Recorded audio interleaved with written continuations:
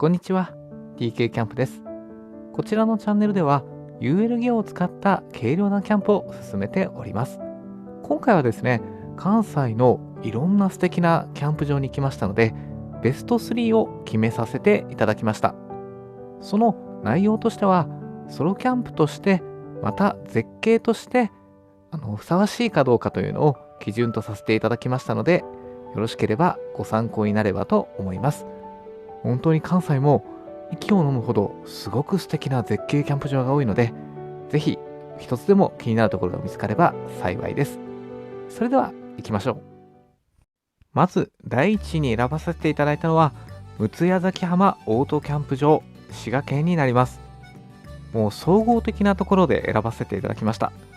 琵琶湖を眺めながら行うこの素敵なキャンプ。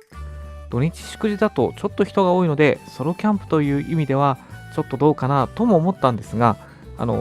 すごく敷地をですね、綺麗に撮れたらもう大絶景で最高の景色を望むことができます。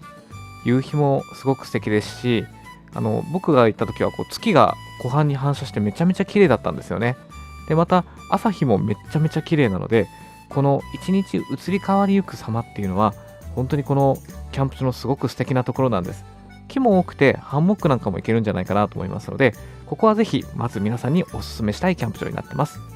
それでは続いて第2位になります。第2位はですね、神戸テラスになります。ここはですね、だいぶ変わってるんですけど、チェックインが午後の4時半からとかなり遅いんですね。で、ここはもう神戸の夜景、景色を見渡すことができます。夜景前はこんな形で街並みを一望することができて、奥には海が見えるんですね。で、夜景になってくるとこんな風にすごい綺麗になるんですよ。これはぜひ見ていただきたいなと思って2位に選びました。ちなみにこちらは超都心にあるものの、普通に焚き火もできます。薪の販売はしてなかったんですが、木材とかをいただいたりしたので、徒歩キャンプでも焚き火をすることができました。念のため焚き火希望の方は事前に確認しておくと安心だと思います。こんな素敵な夜景を見ながらお酒を飲んだりコーヒーを飲んだりとかすると、まるで高級ホテルのラウンジにいるようでした。すごく気分も良かったので、これおすすめしたいですね。朝日もめちゃめちゃ綺麗で、この朝のこの早起きをしながらこの街並みを見てコーヒーを飲むっていうのはすごく素敵な時間でしたのでおすすめです。第3位は兵庫県比嘉奥渓谷キャンプ場です。ここはですね、この山の中にあるんですけども、すっごくこの紅葉が綺麗なんですよね。もうぜひできれば秋の時期にお越しいただければなと思います。もう見渡してもですね、湖畔のような、湖があるんですけども、ここに映る景色がすごい綺麗なんですよね。このテントサイトがこの湖に映り込む姿っていうのがすごく幻想的なんです。で、この本当に紅葉だったりとかですね、この森の雰囲気がすごく綺麗で、朝とかだと霧があったりしてですね、非常に幻想的なんですよね。で、この日は僕実はソログルで来たんですけど、とても静かでソロキャンプでも必ずゆったり過ごせておすすめのキャンプ場になっています。それではここからはですね、順不動で他に行った関西のキャンプ場をお話ししていきます。こちらは和歌山県の白崎海洋公園キャンプ場になってます。とても有名ですね。道の駅のすぐ近くのキャンプ場なので、しらす丼とかが食べれます。で、ちょっと歩くとですね、この大絶景を望むことができるというのがとても素晴らしいです。少年カムイさんとかの動画でも出てるキャンプ場なんですけども、残念ながら今はソロキャンプサイト、いわゆるフリーサイトみたいなのがなくなってしまったんですよね。落石の関係で復旧の見通しが立ってない状態になってます。ですので、電源サイトのオートキャンプサイトのみ使用することができます。で、何より注意していただきたいのが、ここはもう爆風で有名なんですよね。ちょっと焚き火しようと思ったんですけど、もうできるレベルじゃなくてですね、この日もかなりテントが風に煽られていて、僕以外の方がテントを諦めて乾ソロになったと、それぐらいですね、風がすごいサイトになってます。景色すごく綺麗なので、ぜひここもよかったら来てみてください。じゃあ次に大阪の谷川東オートキャンプ場となります。どちらかというと大阪の南にあるんですね。で、大阪っていう都会の地域にありながら、海を一望することができます。比較的ですね、金額はちょっと高めではあるんですけど、静かなソロキャンパーさんばかりで、とっても静かに穏やかに過ごすことができました。人をちょっと少なめにですね、穏やかに過ごしたいっていう時は、おすすめしたいキャンプ場になるんじゃないかなと思います。薪などの販売もしてますし、管理人さんもすごく親切なので、安心して過ごすことができるんじゃないかなと思います。大阪といってもほとんど和歌山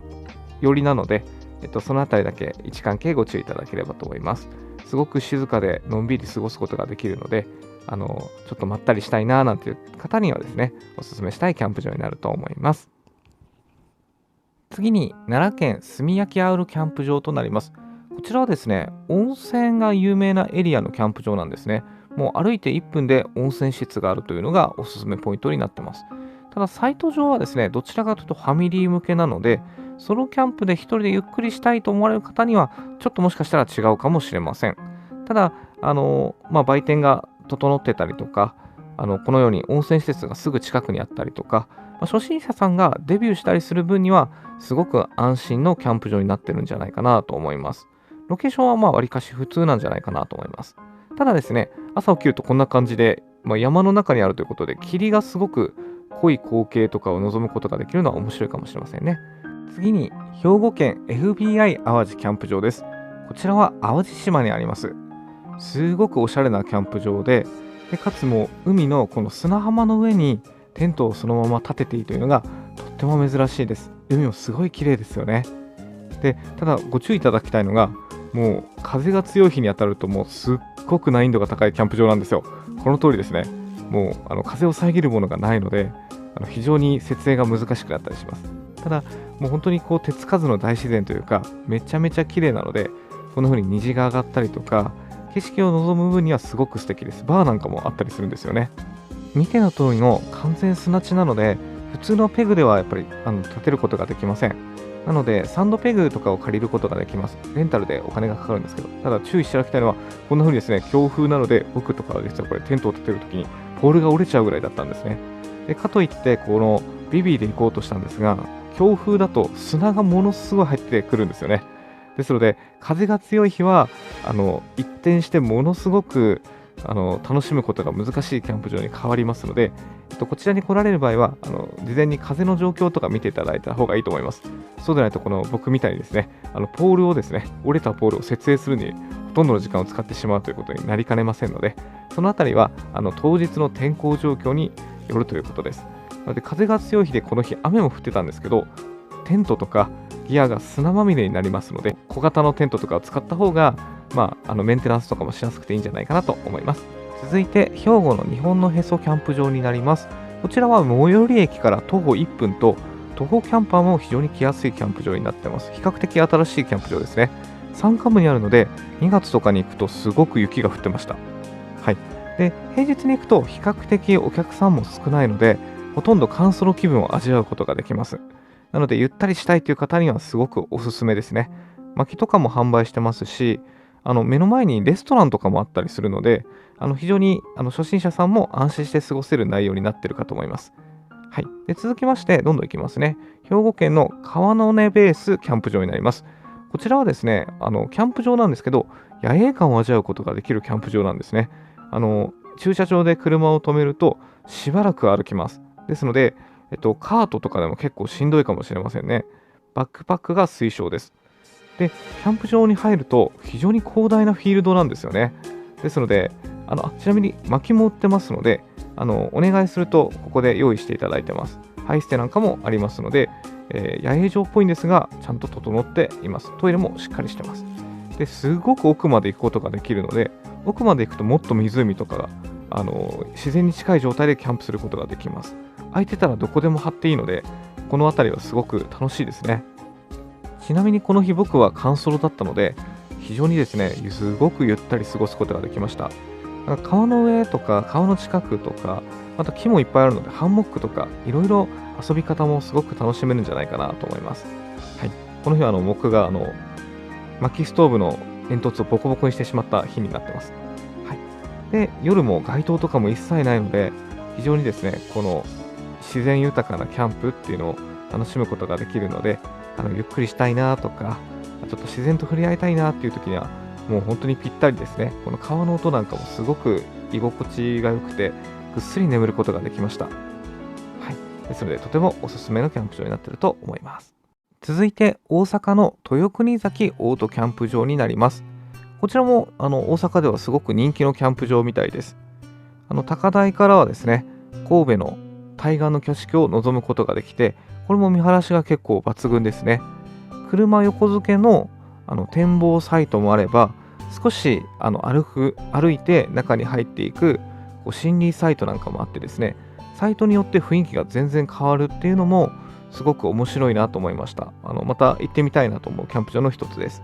僕はこの森林サイトにしたんですが、森林サイトにすると一気に野営感が増しますので、すごくいいなと思います。木もいっぱいたくさんあってですね、いろいろ遊び方も増えるんじゃないかなと思います。この日は僕は徒歩キャンプで行ったので、最寄り駅からだいたい30分ぐらい歩いたんじゃないかなと思います。徒歩キャンプでも全然行くことができるんじゃないかなと思いますので、すごくいいキャンプ場です。次にデザイン大蓮キャンプ場です。大阪になります。でこちらは DOD と大蓮公園がタッグを組んで作ったキャンプ場のようです。ですので管理棟がですね、この DOD と読めるようなそんな看板がありまして、管理棟もですね、かなりおしゃれな感じになってました。入場の看板にはこのうさぎさんのマークがあってですね、DOD の、コラボっていうのが前面に分かるようになってます。カフェなんかもあってですね、カフェとして過ごすこともできるようになってます。管理棟はこんな感じで DOD の商品もいっぱい置いてありました。で僕もこの DOD のハンモックを使って1日過ごしたんですが、ここはですね、もう本当にですね、僕がキャンプした中で一番公園っぽいキャンプ場なんですよね。もうというか普通の公園なんですよ。公園の中でキャンプするっていう感じなので、公園を散歩する人がいたりとか、この外側をずっとランニングしてる人がいるとか、